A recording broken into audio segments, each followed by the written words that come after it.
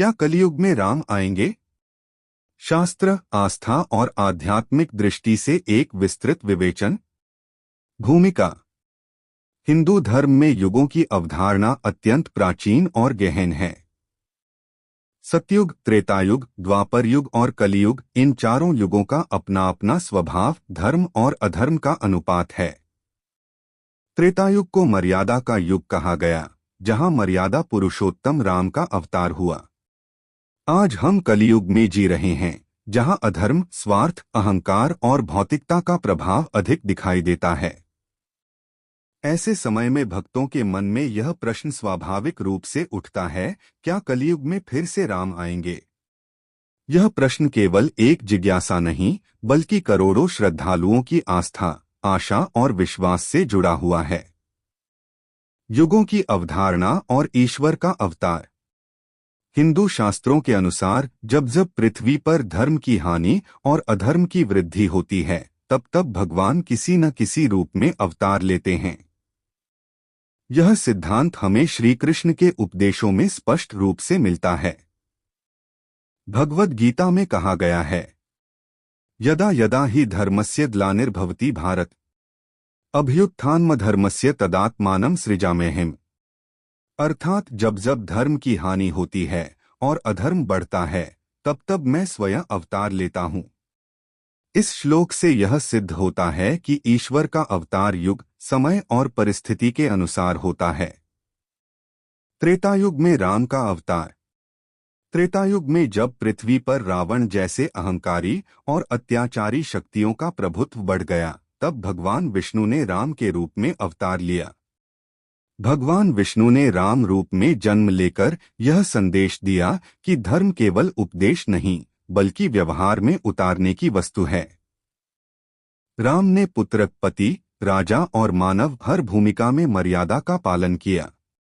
कलियुग का स्वरूप। कलियुग को शास्त्रों में पतन का युग कहा गया है। इस युग की प्रमुख विशेषताएं हैं: धर्म का बाहरी दिखावा, अधर्म का सामाजिक स्वीकृति पाना, सत्य का कमजोर होना, भक्ति का स्थान स्वार्थ लेना। परंतु इसका अर्थ यह नहीं कि इस युग में ईश्वर अनुपस्थित हैं, बल्कि कहा गया है कि कलियुग में नामस्मरण सबसे बड़ा धर्म है। क्या शास्त्रों में कलियुग में राम के पुनः आगमन का उल्लेख है? प्रत्यक्ष रूप से किसी भी प्रमुख शास्त्र में यह नहीं कहा गया कि राम उसी रूप में कलियुग में फिर अवतार लेंगे जैसे त्रेतायुग में आए थे। शास्त्रों संतों और भक्तों के रूप में आते हैं। तुलसीदास, कबीर, संत रविदास जैसे संतों में भक्त राम की झलक देखते हैं। न्याय और करुणा के कार्यों में आते हैं। जहां कोई अन्याय के विरुद्ध खड़ा होता है, सत्य का मार्ग अपनाता है, वहां राम का भाव जीवित हो जाता है। राम का आध्यात्मिक अवतार। कलियुग में राम का अवतार शारीरिक नहीं, बल्कि आध्यात्मिक माना जाता है। जब कोई व्यक्ति सत्य बोलता है, माता पिता का सम्मान करता है, नारी को शक्ति और सम्मान देता है, कर्तव्य को धर्म समझकर निभाता है, तो कहा जाता है कि उसके भीतर राम प्रकट हो गए। मंदिर, रामराज्य और कलियुग। आज भी लोग रामराज्य की कल्पना करते हैं। रामराज्य का अर्थ केवल एक राजा नहीं, बल्कि न्यायपूर्ण व्यवस्था, समानता, करुणा, धर्म आधारित शासन। यदि समाज इन मूल्यों को अपनाता है, तो यह कहा जा सकता है कि कलियुग में भी रामराज्य संभव है। कलियुग में राम आने का सच्चा अर्थ।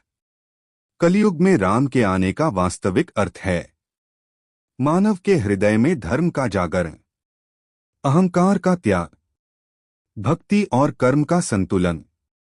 जब जब कोई व्यक्ति अपने जीवन में मर्यादा, करुणा और सत्य को अपनाता है, तब तब राम इस संसार में आते हैं। निष्कर्ष। तो प्रश्न, क्या कलियुग में राम आएंगे, का उत्तर यह है, शास्त्रों के अनुसार राम उसी रूप में पुनः अवतार नहीं लेंगे, परंतु राम नाम, विचार, संस्कार और धर्म के रूप में कलयुग में सदा उपस्थित हैं। जब मानव अपने भीतर के रावण को जीत लेता है, तभी राम प्रकट होते हैं। अतः राम का आगमन किसी भविष्य की घटना नहीं, बल्कि हमारे आचरण और चेतना से जुड़ा हुआ सत्य है। अगर आप भी राम जी के सच्चे भक्त हैं, तो इस पावन भक्ति संदेश को लाइक और सब्सक्राइब जरूर करें। राम नाम में अपार शक्ति है, जो जीवन के हर कष्ट को हर लेती है। जो भी व्यक्ति सच्चे मन से राम जी का स्मरण करता है, उसके जीवन में सुख, शांति और समृद्धि आती है। इस तरह के भक्ति भरे विचार, कथाएं और प्रेरणादायक संदेश पाने के लिए हमारे चैनल को सब्सक्राइब करें और वीडियो को लाइक करके अपनी श्रद्धा प्रकट करें। जय श्री राम। राम जी की कृपा आप और आपके परिवार पर सदैव बनी रहे।